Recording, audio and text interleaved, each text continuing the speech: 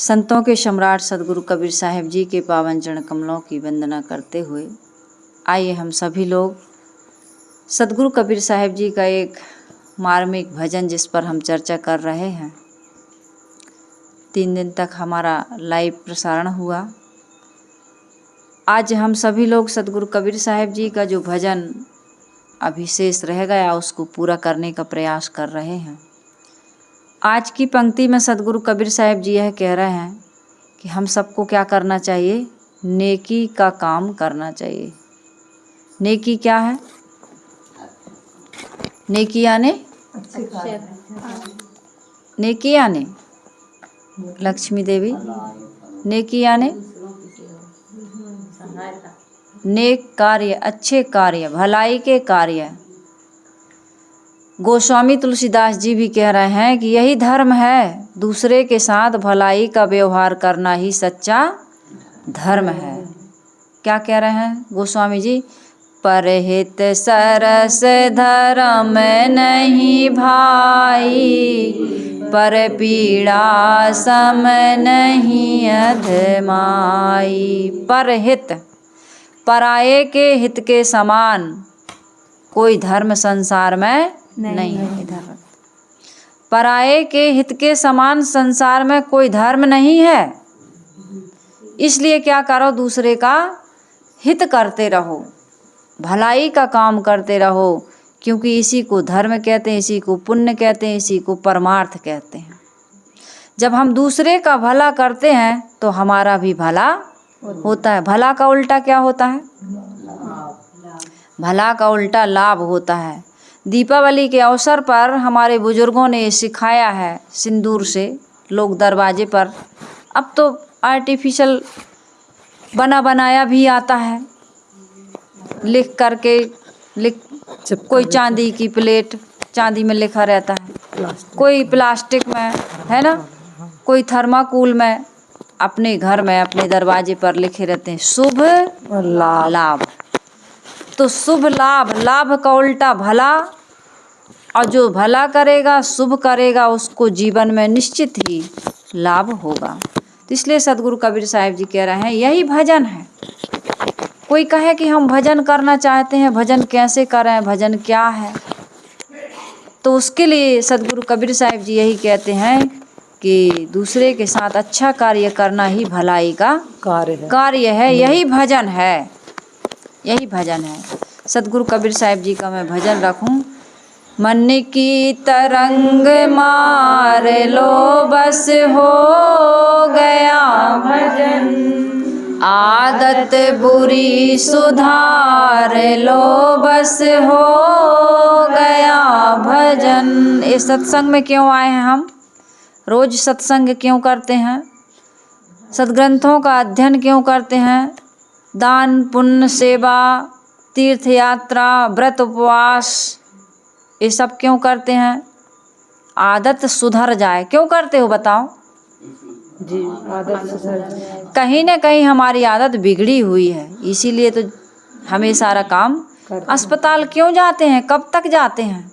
जब तक हमारे शरीर में रोग है, जब तक हमें पीड़ा है, कष्ट है, परेशानी, तभी तक तो अस्पताल जाते हैं, इलाज करवाते हैं, दवाइयाँ लेते हैं, परहेज से रहते हैं। कब तक? जब तक हमारा शरीर स्वास्थ्य बढ़िया ना हो जाए।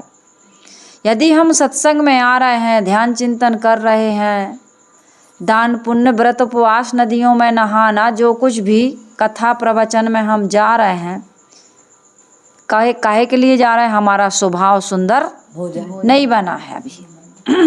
स्वभाव को सुंदर बनाने के लिए हमें सारे कार्य कर रहे। यही मान लो भजन है। भजन, आप मंदिर में जाते हैं, पूजा अर्चना करते हैं, इसका अर्थ क्या है? आप भजन कर रहे हैं। सत्संग में आ रहे हैं, अपने स्वभाव को सुंदर निर्मल पवित्र बना रहे हैं, ये क्या है? भजन करना है। इसलिए सदगुरु कबीर साहिब जी कह रहे हैं कि साहिब ने कहा है कि आए हो तुम कहाँ से पहली शर्त, अब जाओगे कहाँ, इतना तो दिल विचार लो, बस हो गया भजन।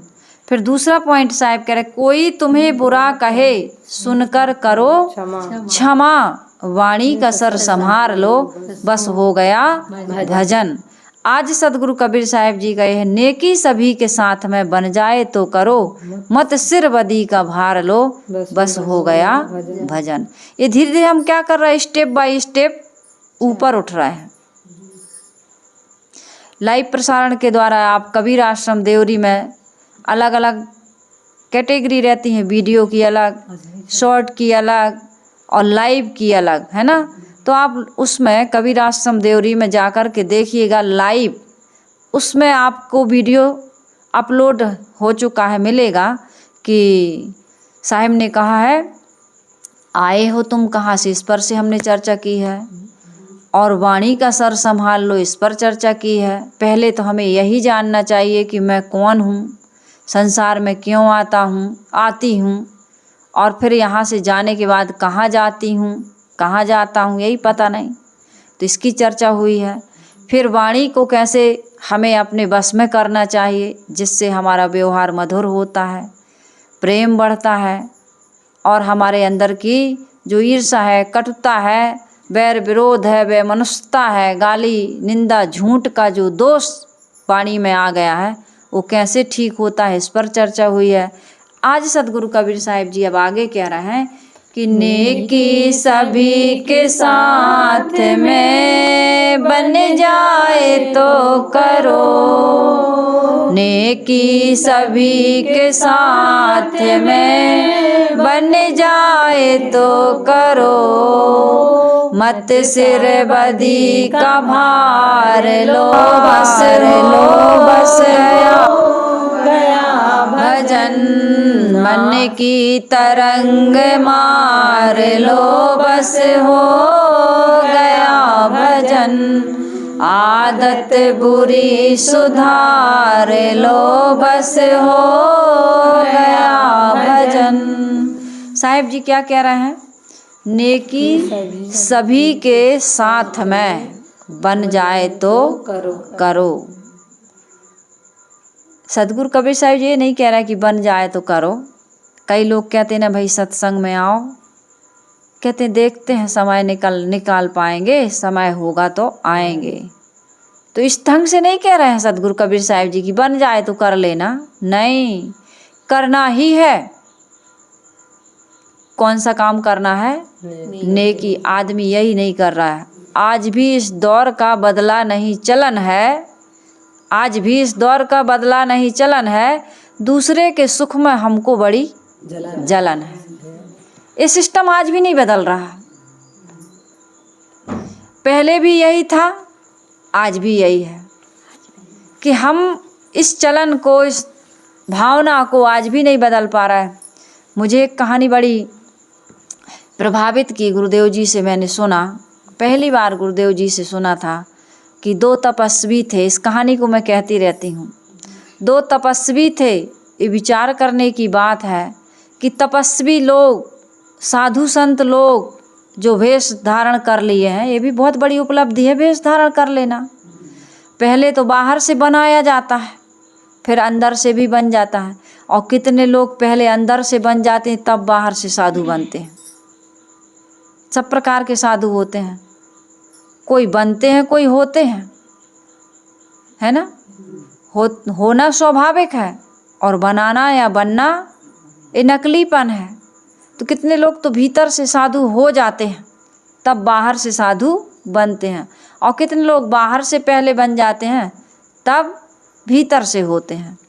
तो ऐसे भी साधु होते हैं जिनके मन में ये ईर्ष्या, ये जलन, ये द्वेष की भावना ये समाप्त नहीं होती। इस मार्ग में आने के बाद हमें यही काम करना है। असली कार्य हमारा क्या है, हमारे मन से ईर्ष्या, द्वेष, घृणा, नफरत ये ऐसी गंदगी है जो रोज़ रोज़ आती है और रोज़ रोज़ साफ करना है। इसी के लिए तो कहते हैं कि नित्य करिए सत्संग को, है ना, करिए नित्य सत्संग को, बाधा सकल मिटाए, ऐसा अवसर ना मिले दुर्लभ नर्तन पाए। सांप बिच्छू केकड़ा बन जाएंगे और कुछ अन्य खानियों में चले जाएंगे जहाँ एक दूसरे को मार के खा जाते हैं। अन्य प्राणियों में यही हो रहा, देहधारियों में यही हो रहा ना, बड़ी मछली छोटी को खा जाती है। सर्पणी अपने बच्चों को खा जाती है। डिस्कवरी चैनल पर आप देख सकते हैं या गूगल पर सर्च करके आप पता कर सकते हैं कि कैसे एक दूसरे के दुश्मन बने हुए हैं ये प्राणी। लेकिन मनुष्य जीवन में हम इससे ऊपर उठने का चांस पा गए हैं। तो इसलिए मैं कह रही थी कि नेकी सभी के साथ में बन जाए तो करो। साहिब ये नहीं कह रहा कि बन जाए तो कर लेना, ऐसी बात नहीं, करना ही है हम सबको। तो दो तपस्वियों की मैं कहानी बता रही थी कि दो तपस्वी थे, तपस्या कर रहे थे। तो दोनों की तपस्या से खुश होकर के ब्रह्मा जी प्रकट हो गए। दोनों की तपस्या से खुश हुए तो ब्रह्मा जी ने कहा भाई मांगो वरदान। तो सोचने लगे कि क्या मांगे क्या मांगे। ब्रह्मा जी ने एक शर्त रख दी। ब्रह्मा जी को भी डर लगा, आदमी बड़ा बुद्धिमान है, चतुर चालाक है, पता नहीं क्या मांग ले। ऐसे ऐसे वरदान मांगे हैं कि फिर देवी देवता देने के बाद पछताए। भस्मासुर ने कहा कि जिसके सिर पे हाथ रख दूं वही भस्म हो जाए। शंकर जी भागे भागे फिरे। हिरण्याकश्यप ने मांग लिया कि न दिन में मरूं, न रात में मरूं, न 12 महीने में मरूं, है ना, ना नर से मरूं, न नारायण से मरूं, क्या क्या, न भीतर मरूं न बाहर मरूं। भगवान को है न अस्त्र से मरूं न शस्त्र से मरूं। आप लोग भी बहुत ज्ञानी हो और बताते जाइए। किसी से ना मरूं, न दिन में मरूं न रात में मरूं। भगवान परेशान हो गए। तो ब्रह्मा जी को लगा कि ऐसा ना हो, कुछ ऐसा वरदान मांग ले कि हम सभी लोग मुसीबत में आ जाएं। तो ब्रह्मा जी ने एक शर्त रख दी, भाई मांगना, लेकिन एक शर्त है, जो मांगेगा उसको उतना ही मिलेगा, लेकिन जो नहीं मांगेगा उसको डबल फायदा होगा। मांगने वाले को सिंगल और ना मांगने वाले को डबल। अब दोनों मौन हो गए, दोनों चुप हो गए, दोनों विचार करने लगे क्या मांगे क्या मांगे, कौन मांगे। ये मांगे पहले तो जो मांगेगा उसको उतना ही रह जाएगा और जो नहीं मांगेगा उसको ज़्यादा मिल जाएगा बिना मांगे। मांगा मिल कैसे है, सहज मिले सो दूध सम और मांगा मिला सो पानी और मिले सो रक्त सम जामे खैंचा तानी। हमारी माता जी बैठी हैं, बचपन में वो हमको बताया करती थी। भाई बहन में होता है झगड़ा, छोटी छोटी सी बातों को लेकर, तो हम लोग झगड़ते थे। तो माँ हमेशा कहती थी सहज मिले सो दूध सम, मांगा मिला सो पानी और मिला सो रक्त सम जामे खैंचा तानी। मांगन मरण समान है मत कोई मांगो भीख, मांगन से मरना भला यह सतगुरु की सीख। बहुत सारी साखियाँ, कवित, छंद, सबैया, दोहा, भजन माँ याद है उनको। माँ को वो गाती रहती थी, बताती रहती थी, हर समय बताती थी, छोटी छोटी बातें बताती थी। प्रथम गुरु कौन होता है, माँ होती है। इसलिए माँ हमारे जीवन में सबसे महान रोल अदा करती है। माँ का महत्व तो सबसे ज़्यादा है। और माँ, एक बात याद रखे, माँ के लिए माँ कभी अच्छी नहीं होती। बच्चे के लिए माँ कभी अच्छी नहीं होती। माँ चाहे कितनी भी अच्छी हो, लेकिन बच्चे के लिए माँ कभी अच्छी नहीं बन पाती। ये दुनिया की रीत है।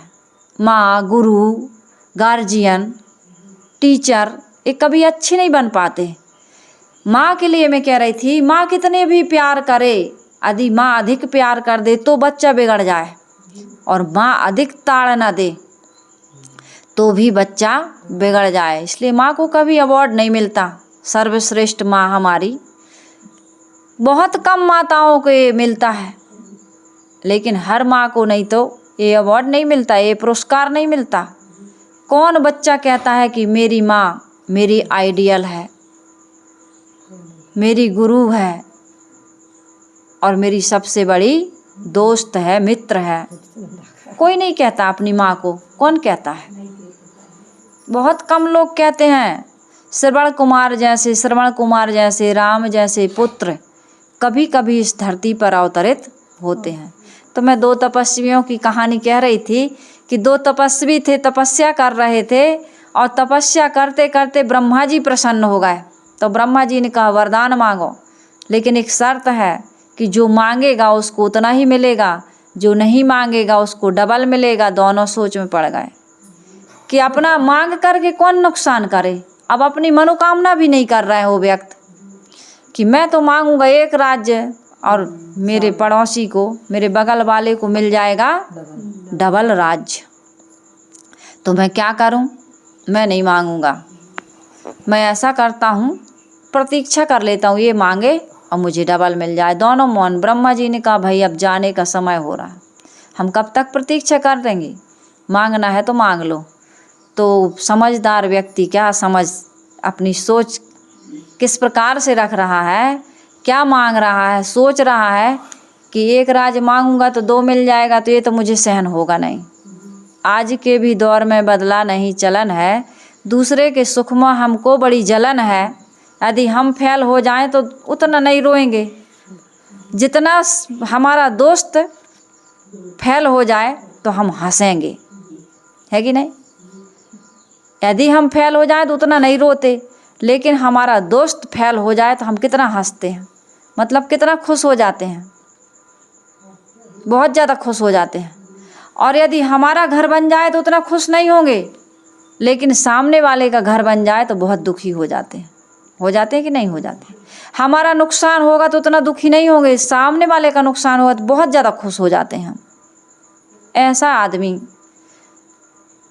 ऐसे आदमी का स्वभाव बना है तो व्यक्ति कहता है कि ऐसा करिए ब्रह्मदेव, अब आप प्रकट हो ही गए हैं तो मेरी एक आँख फोड़ दीजिए। उसने सोचा कि मेरी एक आँख फूटेगी तो मैं तो काम चला लूँगा, लेकिन सामने वाले का तो सत्यानाश हो जाएगा। आदमी यही कहता ना, तेरी सत्यानाश हो जा रे। लड़ाई झगड़ा क्यों होता है? दूसरे का अहित चाहते हैं तभी तो लड़ते हैं। यदि हम हित चाहेंगे तो लड़ेंगे।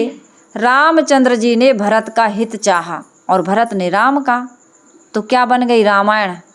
भाई भाई भ्रात प्रेम की एक सुंदर कथा रामायण के रूप में आज घर घर में उसको बाँचा जाता है। बाँच रहा है कि नहीं? और भाई भाई में क्या हुआ, सुई की नोक बराबर भी नहीं देंगे, तो क्या बन गया महाभारत, जो आज घर घर में किया जा रहा है। बाँची तो जा रही रामायण, लेकिन किया जा रहा है महाभारत। रामायण अनुहरत सिख, जग भयो भारत नेम, तुलसी सटकी को सुने, कली कुचाल पर प्रेम। हमारे गुरुदेव जी कहते हैं धन धन नहीं है, मनुष्य धन है। क्या है? मनुष्य धन। धन को लेकर, संपत्ति को लेकर, जमीन जायदाद को लेकर, रुपए पैसे को लेकर, किसी भी चीज़ को लेकर के यदि बैर विरोध बढ़ रहा है तो ये क्या है? हमारे जीवन का नर्क। वस्तुएं हमारे जीवन उपयोग की हैं, लेकिन व्यक्ति हमारे व्यवहार के लिए हैं। ये नाते रिश्ते, भाई भाई का संबंध किस लिए बनाया गया था? भाई भाई क्यों होते हैं? एक दूसरे का सुख बांटने के लिए, संपत्ति बांटने के लिए नहीं होते हैं। लेकिन आज संपत्ति तक ही सीमित रह गया भाई का प्रेम। 2 भाई थे और दोनों बड़े प्रेम से रहते थे। एक दिन क्या हुआ, दोनों भाई के बच्चे थे। छोटे भाई के बच्चे भी बड़े भाई के बच्चों के साथ खेलेंगे ही, क्योंकि बड़े भाई के पहले हुए, तो बड़े भाइयों के साथ बच्चे मिलकर के खेल रहे थे। बच्चों ने कहा बड़े पापा पापा गन्ना खाएंगे, गन्ना खाएंगे। बड़े पापा गन्ना लाए, और गन्ना लाए तो गन्ना बच्चे 2 और गन्ना 1, तो उनने तोड़ करके बच्चों को दिया। और जब तोड़ करके बच्चों को दिया तो तोड़ा तो 2 टुकड़े हुए। तो नीचे का हिस्सा ज़्यादा मीठा होता है और ऊपर का हिस्सा थोड़ा कम मीठा होता है। जो चालाक व्यक्ति होता है वो नीचे का लेता है, और जिसके अंदर प्रेम होता है, दूसरे को खिलाने की भावना, दे कर के खाने की भावना होती है, वो नीचे का हिस्सा दूसरे को देता है। मान ले अच्छी वस्तु सामने वाले को देगा, खराब है, रूखी रोटी है हम खा लेंगे, घी वाली कोई मेहमान आया है या हमारी देवरानी का बच्चा है, जेठानी का बच्चा है, मेहमान है, उसको खिलाएं। भले 4 दिन हम अपने घर में रूखी रोटी खा लेंगे, किसी को पता नहीं चलेगा, लेकिन कोई हमारे यहाँ आया है तो आदरपूर्वक, सम्मानपूर्वक सामने वाले को हम बढ़िया से भोजन कराएं, अच्छे से उसके साथ बात व्यवहार करें। घर में हम फिर भले लड़ाई झगड़ा कर लें, कितने लोग कोई आता है तभी लड़ते हैं, दूसरे व्यक्ति के सामने ज़्यादा शान बताते हैं, ज़्यादा अपनी पागलपन दिखाते हैं। घर में यदि कोई मेहमान आया कि कोई बाहर से पड़ोसी आया तो उसके सामने 2 बात सहकर चुप होकर के रहना चाहिए, लेकिन आदमी क्या करता, उसी के सामने ज़्यादा अपना पागलपन दिखाता है कि हम भी कुछ हैं, हमारा भी इस घर में कुछ चलता है, हमारा भी रुतबा है, शान है। ऐसा कम दिमाग के लोगों का ये व्यवहार होता है, ये पहचान होती है। ऐसे लोगों से उलझना नहीं चाहिए, समझ जाना चाहिए कि इनकी समझदारी कितनी है। तो क्या हुआ, मैं क्या बता रही थी, 2 भाई थे। नीचे का गन्ना का टुकड़ा किसको दे दिया, दाहिने हाथ तरफ छोटे अपना बेटा था तो दाहिने हाथ तरफ ऊपर का हिस्सा था, नीचे का हिस्सा था। बाएं हाथ तरफ अपना बेटा था लेकिन दाहिने हाथ तरफ नीचे का हिस्सा था, तो उसने ऐसे हाथ बदल के गन्ना दे दिया। नीचे का टुकड़ा अपने बेटे को ऐसे हाथ बदल के दे दिया और ऊपर का टुकड़ा भाई के बेटे बाएं हाथ का अपने भाई के बेटे को दे दिया। और ये घटना को छत पर से उसका भाई देख लिया। अब उसके मन में क्या आ गया कि एक छोटी सी चीज़ गन्ना के लिए तुम ऐसा सोच सकते हो, तो अन्य चीज़ों के लिए क्या सोचोगे। तुम मेरे बेटे के साथ इतना दुर्व्यवहार कर सकते हो, तुम्हारे अंदर में ऐसी भावना है, तो मेरे साथ पता नहीं कितना करते होगे, पता नहीं कितना कमा कमा के अलग तुमने अकाउंट खोल लिया होगा, क्या कर लिया होगा, अलग प्रॉपर्टी। अलग आदमी बनाता है ना, भाई भाई से चुपके से बंटवारा होने के पहले ही वो व्यवस्था बहुत सारी कर लेता है। लेकिन कई बार अपने बेटे सेवा नहीं करते, भाई का बेटा सेवा करता है, पड़ोसी सेवा करता है। जो अपने बेटों को, रेमंड कंपनी का मालिक अपने ही बेटे ने अपनी संपत्ति से बेदखल कर दिया कि नहीं, किराए के मकान में मुकदमाबाजी करते करते मर गए हो। इस संसार से क्या लेकर के जाते हो, क्या लेकर के आए हो।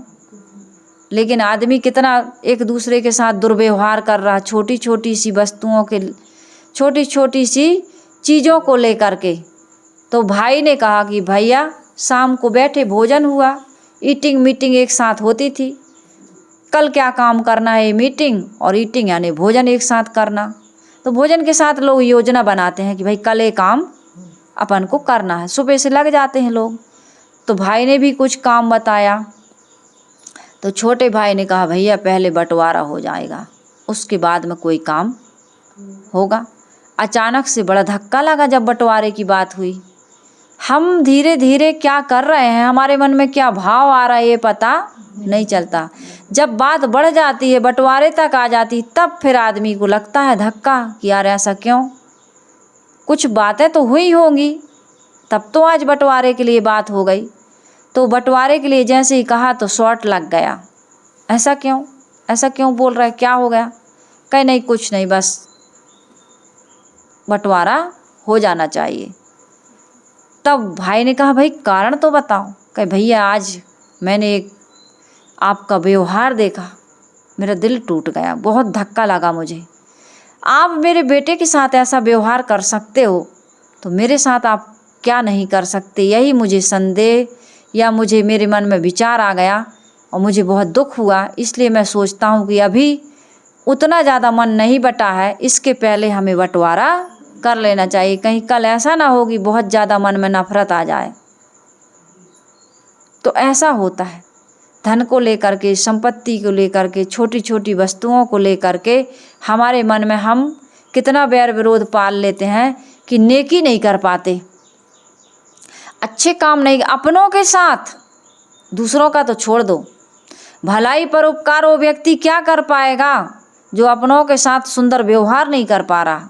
अपने अंतःकरण में कितनी मलिनता, कितनी अपवित्रता, कितना कूड़ा करकट लेकर के हम चल रहे हैं, इसी से तो हमारा मन दुखी है। जिसका मन पवित्र होता है उसका मन प्रसन्न होता है।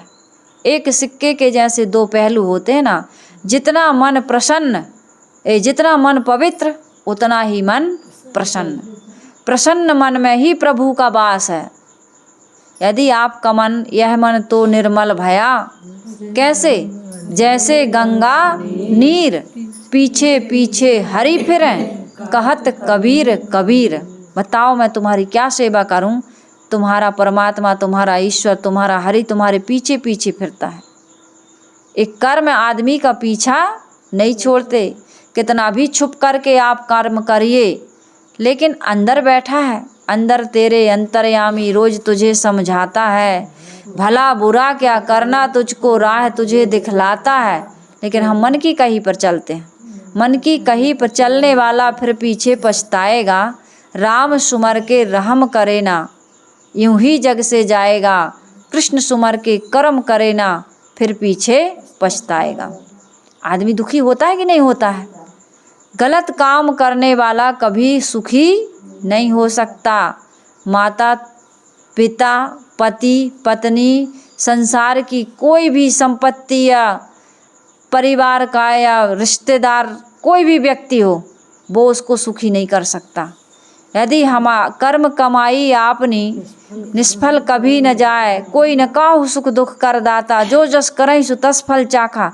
ये ऐसे ही नहीं लिखा है। 4 वेद 6 शास्त्र में बात लिखी है 2। ये 4 वेद 6 शास्त्र 18 पुराण यही बता रहे हैं कि दुख दीने दुख होत है और सुख दीने सुख होए। सारे धर्मशास्त्रों का केवल इतना ही संदेश है कि जैसा करोगे वैसा भरोगे। अपनी कमाई आपकी, ना माई ना बाप की। मेरी माँ का उदाहरण माँ बताया करती थी, मैंने तो थोड़ा भी देखा है बचपन में, कि उनके पिताजी यदि माँ रो दे, यानी मेरे शरीर के नाना, यदि माँ की आँख से आंसू गिर जाए तो कारण पूछते थे, तुम रोई क्यों? तुम जो कहो हम करने के लिए तैयार, लेकिन तुम्हारी आँख में आंसू नहीं आना चाहिए। लेकिन आज हम आप, माँ ही नहीं, हम सब अंदर से रो रहा है कि नहीं? सब रो रहा है, सब परेशान, सब दुखी। ये केवल हमारी और आपकी माँ की कहानी नहीं, हम सब की कहानी है। हम सब रो रहे हैं। कौन रुला रहा है हमको? हमारे कर्म रुला रहा है। हम जीना नहीं सीख पाए। इस संसार में आकर के हमें कैसा जीना चाहिए, बहुत कमी है हमारे अंदर, लेकिन हम अपने अंदर की कमी नहीं देख पा रहे हैं। ये सबसे बड़ा दुख का कारण है। सतगुरु कबीर साहिब जी कह रहे हैं, नेकी सभी के साथ में बन जाए तो करो, नेकी सभी के साथ में बन जाए तो करो, मत सिर बदी का भार लो बस हो गया भजन, मत सिर बदी का भार लो बस हो गया भजन। बदी का भार ऐसा है जो किसी के उतारे उतरता नहीं है। जो करेगा वो भरेगा। कोई नहीं काट सकता कर्मों को। सीता के कर्मों को उनको भोगना पड़ा, राम के कर्मों को, दशरथ के कर्मों को, द्रौपदी के कर्मों को, दुर्योधन के कर्मों को। हम ये सब क्या है? एक कर्म भूमि है इतना अरमान कर, तेरे जैसे हजारों दफन हो गए। एक कर्म भूमि है इतना अरमान कर। एक कर्म भूमि है, यहाँ किसी का अहंकार चलता नहीं। कंप्यूटर की तरह निकलता है यहाँ से, तो जो इनपुट है वही आउटपुट है। क्रिया की ही प्रतिक्रिया होती है, एक्शन टू रिएक्शन होता है। यहाँ किसी की दखलंदाजी ईश्वर की अदालत में, ईश्वर की अदालत में वकालत ना होगी। और जब पड़ेगी तुम्हारे ऊपर कोई सजा या जो सजा सुनाई जाएगी, उसमें जमानत नहीं होगी। इसलिए क्या करना है? चाहे तुम पूजा करो, यज्ञ करो, हवन करो, नदियों में नहाओ, तीर्थ व्रत उपवास करो, दान पुण्य करो, कुछ भी करो, आपन कर्म न मैटो जाई। कर लिया है उतना तो भोगना पड़ेगा। अब जो अच्छा करोगे उसका परिणाम अच्छा आ सकता है, लेकिन यदि गलत कर लिया है तो उसको काट कोई मैट कोई नहीं सकता। यदि राम के कहे जगत गति पावे तो खाड़ कहे मुख मीठा। कबीर साहिब जी कहते हैं, पंडित बात बदे सो झूठा, राम के कहे जगत गति पावे तो खाड़ कहे मुख मीठा। साहब प्रश्न करते हैं, तुम कहते हो कि राम राम कहने से पाप कट जाएंगे, तो शक्कर शक्कर कहने से मुख मीठा हो जाना चाहिए। यदि राम राम कहने से शक्कर शक्कर कहने से मुंह मीठा नहीं हो रहा, तो राम राम कहने से पाप कैसे कट जाएंगे। लहसुन प्याज खाते रहो और माला जपो कि हे सत्यनारायण भगवान, दुर्गंधी की डकार ना आए, तो सत्यनारायण भगवान तुम्हारी दुर्गंधी की डकार को रोक पाएंगे? कभी नहीं रोक पाएंगे। यदि तुम्हारी आंत 4 रोटी पचाती है, तुम 5 खा लो, 6 खा लो और कहो हे सत्यनारायण भगवान, हे कृष्ण भगवान, हे धनुर्धारी रामचंद्र जी हमें बचाओ, हमारा डाइजेशन ठीक कर दो, हो पाएगा? कितना दवाइयाँ, कितना हाजमोला खाओगे? ऐसा कोई हाजमोला नहीं बना है कि तुम रोज रोज आंत को गड़बड़ करते रहो और तुम्हारी आंत सही तरीके से, नियम से चलो, सिस्टम से चलो। चोर यदि चोरी नहीं करता है, उसने, कोई व्यक्ति चोरी नहीं करता है, चोर की बात छोड़ो, कोई चोरी नहीं करता, तो पुलिस थाने के सामने, पुलिस चौकी के सामने आप घर बना के रहिए, आपको डर नहीं लगेगा। लेकिन यदि आप चोरी का विचार भी मन में ले आओ, तो सबसे पहले यही योजना में बात शामिल होगी कि कोई जान ना ले। लेकिन कोई जाने ना जाने, कोई जाने, कोई देखे या ना देखे, खुदा तो देखता होगा। देख रहा कि नहीं, अंदर वाला देख रहा कि नहीं। जब जब गलत विचार आता है, उतनी मात्रा में मन, आप सेवा का भाव लाइए मन में। आज आश्रम जाएंगे, अमुक सेवा करेंगे, साहिब जी की सेवा करेंगे, संतों की सेवा करेंगे, ये चीज़ दान करेंगे, पुण्य करेंगे, परमार्थ करेंगे, मन में वही प्रसन्नता आ जाती है। आज सत्संग में जाएंगे, कितना मन प्रफुल्लित, और कहीं मन में ये विचार आ गया था आज होरा पटाने जाना है, आज पाइप चुराने जाना है, आज किसी की मिर्ची चुरा के लाना, भाटा चुरा के, छोटी मोटी बड़ी कोई भी विचार आ जाता है, कोई गलत काम करना है, तो आदमी कितना सतर्क होता है, कितना अलर्ट होता है, उसकी शांति, उसकी नींद, उसका चैन सब गायब। लेकिन यदि हमारे अंदर कोई ऐसा विचार नहीं आ रहा, तो हमारी नींद, हमारी शांति गायब कोई कर सकता है? कोई नहीं कर सकता। तो दुख सुख का कारण कौन है? उपादान कारण हम स्वयं हैं। निमित्त कारण कोई बन सकता है, लेकिन उपादान कारण हम स्वयं हैं। 2 दिन की जिंदगी है, बिल्कुल थोड़ा सा समय मिला है, अच्छे काम करके हम अपने जीवन को अच्छा बना लें, नहीं तो नाना खानियों में जा कर के केवल वहाँ दुख भोगना है। अन्य प्राणियों को आप देखते हैं कितना दुखी है, सुबह से शाम तक पेट मुश्किल से भर पाते हैं वो। चिड़िया भी यदि दाना चुगने आती है तो देखती रहती, चौकन्ना रहती, कोई मार न दे। और ये कई डिगलिया उठा के मार दो तो उसका काम। जीव जंतु चल रहा है, हमारे पैरों के नीचे दब के मर जाते हैं। मर जाते कि नहीं मर जाते? गोरोरा कीड़ा, मल की गोली लुढ़काते लुढ़काते गुरुदेव जी कहते थे पता नहीं उसका पार्सल कहाँ जाने वाला है ना। 2 कीड़ा मिल करके लुढ़काते हैं उस मल की गोली को, और पशु की या आदमी की, किसी की भी पैर के नीचे दब करके जीवन लीला, कहीं गोली पड़ती है, कहीं वो गोबरोरा कीड़ा पड़ता है। हम भी यही हैं, हमारा भी जीवन ऐसा ही है। ये मल की गोली, ये शरीर गंदगी का पिटारा, 10 हूँ द्वार नरक भरी बूढ़े, तू गंदी को बेड़ो चलऊँ का टेढ़ो टेढ़ो टेढ़ो। कबीर साहिब जी कहते तू गंदगी का जहाज है। ये 10 हूँ द्वार से क्या निकल रहा? आँख से, नाक से, कान से, शरीर से क्या निकल रहा है? आप अपनी उंगली को नाक में ले जाओ। हमारे यहाँ एक संत जी आते थे, कहते थे उंगली को नाक में ले जाओ, आप जीभ पर नहीं रख पाओगे। आँख में ले जाओ, कान में ले जाओ, जीभ पर रख पाओगे? अपना ही मुंह का दांत टूट के बाहर आ जाए, अपना ही थूक खखार बाहर आ जाए, गुटक लोगे उसको? थूकने के बाद चाटोगे? ऐसा है ये शरीर, कितना गंदा। और इस गंदे शरीर में रहते रहते मन भी गंदा कर लिए, संस्कार भी गंदे कर लिए, कर्म भी गंदे कर लिए, भावना भी गंदी कर लिए, तो सुखी होंगे। वैसे ही ये शरीर की गंदगी रोज धो रहा है, तो शरीर की गंदगी धोना अच्छा लग रहा, थोड़ा मन की भी गंदगी धो लो। यदि मन की गंदगी धो लोगे तो फिर जीवन हमारा और आपका सुंदर बन जाएगा। इसलिए सदगुरु कबीर साहिब जी कह रहे हैं, नेकी सभी के साथ में बन जाए तो करो, मत सिर बदी का भार लो, बस हो गया भजन। यदि 2 काम कर लो, सिर्फ 2 काम, दूसरे के साथ भलाई का काम करना एक, और दूसरा किसी की बुराई ना सोचो, मन से भी ना सोचो, मन में भी विचार नहीं आना चाहिए। यदि हमारे मन में किसी के प्रति गलत विचार आ गया तो हमसे ज़्यादा दुखी कोई संसार में नहीं है।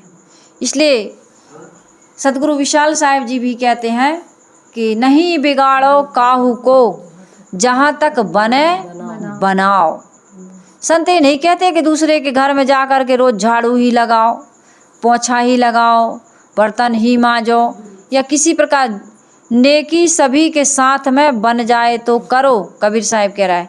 यहाँ साहिब कह रहे हैं कि नहीं बिगाड़ो काहू को, जहाँ तक बने बनाओ। सदगुरु विशाल साहिब भी कह रहे हैं जहाँ तक बने बनाओ। यही सदगुरु कबीर साहिब जी कह रहा है, यही संसार के सभी महापुरुष कह रहे हैं। गोस्वामी जी भी कह रहे हैं, परहित सरस धर्म नहीं भाई। अब इतना समझाने के बाद भी लोग यदि नहीं समझ पा रहे तो दुखी कौन है? लोग ही तो दुखी हैं। समझाने वाला थोड़ी दुखी है, समझाने वाला तो अपना काम करके अपना काम पूरा कर रहा है। अब यदि हम अपना काम पूरा नहीं कर रहे हैं, अधूरे बने हैं, तो इसमें दुख भी कौन पा रहा है? हम ही पा रहे हैं।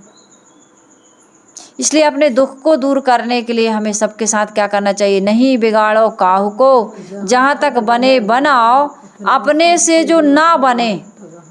यदि हमसे नहीं बन रहा, तन से धन से हम नहीं कर सकते किसी की सेवा, किसी का सहयोग, तो मन से तो कम से कम अच्छा सोचना, इतना तो कर सकते हो। बिस्तर पर पड़े हो या बीमार हो या कमज़ोर हो या बूढ़े हो या मजबूर हो, नहीं कर सकते किसी की सेवा। पति रोक देता है, सास रोक देती है, परिवार के लोग रोक देते हैं, समय नहीं मिल पाता है, शरीर साथ नहीं देता है, समय साथ नहीं देता है, कुछ भी मजबूरी है, नहीं कर पाते हो। धन नहीं है, संपत्ति नहीं है, आपका अधिकार नहीं है, कुछ नहीं है, आप नहीं कर पाते, तो मन पर तो आपका अधिकार होना चाहिए। नहीं बिगाड़ो काहू को, जहाँ तक बने बनाओ, अपने से जो ना बने तबहु हित मन चाओ। मन में हित की भावना तो होनी चाहिए। उसका पाप उदय हो गया, वो दुखी है, परेशान है, किसी समस्या में, किसी उलझन में आ गया है, हमारा फर्ज, हमारा भाव क्या बनना चाहिए? उसकी मदद करें। ये नहीं होना चाहिए कि हाँ भोग रहे हो, तुमने किया है सो भोग रहा है। ये भाव या ये मन में विचार आ गया, या वाणी से व्यक्त कर दिया, तो उसका पाप भी हमें लगेगा। क्यों लगेगा?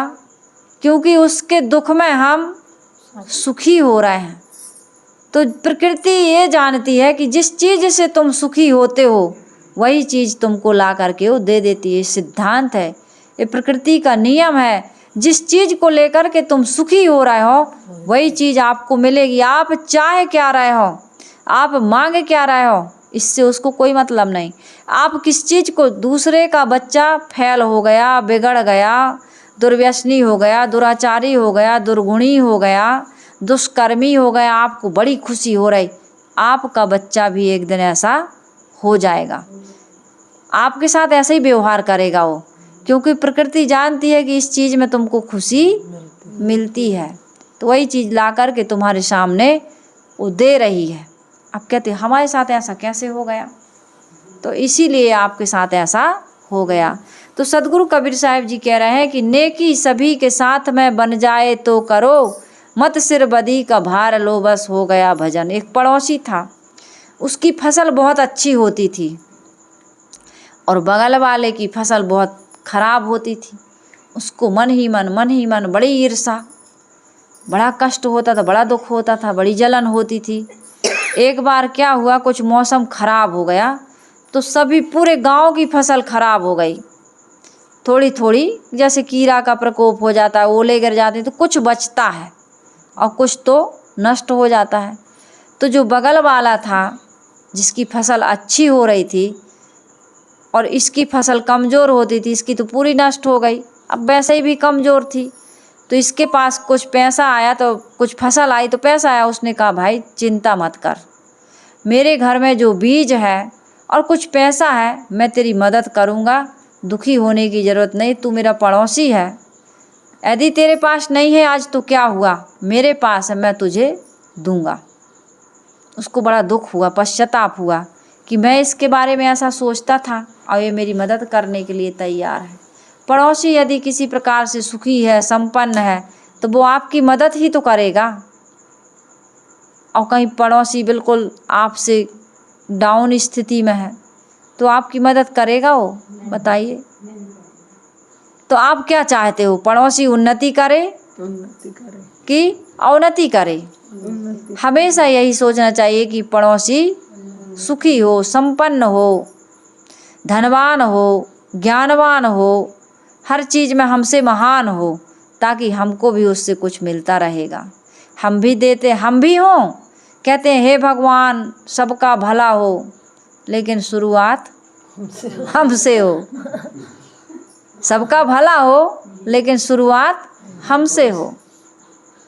सभी लोग अच्छे हों लेकिन हम ना हों, ये बात है ना।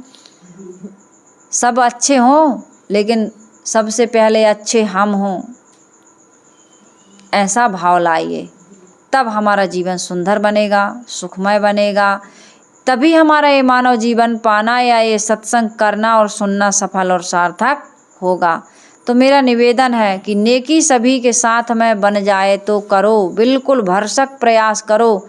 जितना हो सकता है आप उतना दूसरे का भला करिए, और इसकी कोई लिमिट नहीं, कोई सीमा नहीं। आप जितना सोचोगे उतना कर सकते हो, और आप बिल्कुल नहीं सोचोगे तो बिल्कुल नहीं कर सकते हो। आप बुरा सोचोगे तो बुरा ही करोगे, अच्छा सोचो, सोच के ऊपर है। कोई काम आप कहते हो कि ये नहीं हो सकता, तो सचमुच में वो नहीं हो सकता है। और आप कहो क्यों नहीं हो सकता, करके देखते हैं, हम बिल्कुल कर सकते हैं, हो जाएगा। आपने यदि इतना कह दिया तो 50% नहीं 75% काम हो गया। तो पहले मन में ये भाव लाना सीखिए कि हम ये काम कर सकते हैं और ये काम हो जाएगा। तो ऐसा आप सोचते रहिए, ऐसा आप करते रहिए। कबीर आश्रम देवरी चैनल आप सबसे यही विनम्र निवेदन कर रहा है, प्रार्थना कर रहा है कि जितना हो सके अच्छा कार्य करिए और बुरे कार्य को कल पर छोड़ दीजिए। बुरा तो हमेशा टालते रहो, नहीं नहीं आज नहीं, यदि मन हो रहा तो आज नहीं कल करेंगे। कल करते करते आपके जीवन का अंत आ जाएगा, लेकिन कल कभी नहीं आएगा। और अच्छे कार्य करने के लिए आज करिए, अभी करिए, इसी वक्त करिए। इसलिए अपने जीवन को सुंदर बनाइए, सुखमय बनाइए। यदि लाभ चाहते हो तो शुभ करना, भला करना प्रारंभ आज से, अभी से, इसी वक्त कर दीजिए। हमारा जीवन, हमारी किस्मत बदल जाएगी। तो इसलिए एक भजन है ना, कर ले भला होगा भला, अंत भला है, कर ले भला होगा भला, अंत भला है, बस यही संसार में जीने की कला है, बस यही संसार में जीने की कला है। बहुत सुंदर भजन आप निकाल के सुनिएगा।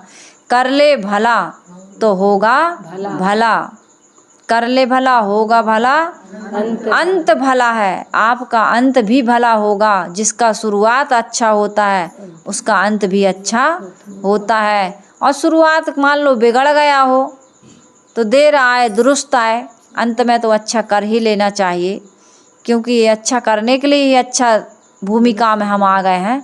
तो अच्छा कर लो। बस यही संसार में जीने की कला है।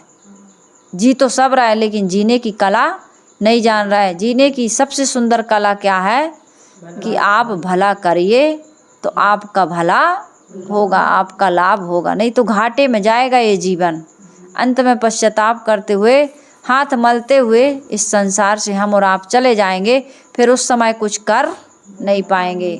तो इसलिए मेरा निवेदन है कि आप सभी लोग इस सत्संग से जुड़े हैं तो अपने जीवन को सुंदर बनाइए, कल्याणमय और परोपकारी बनाइए। यही जीवन की सफलता और सार्थकता है। आप लोगों ने इतना समय तक हमारे विचारों को सुना, इसके लिए बहुत बहुत आभार।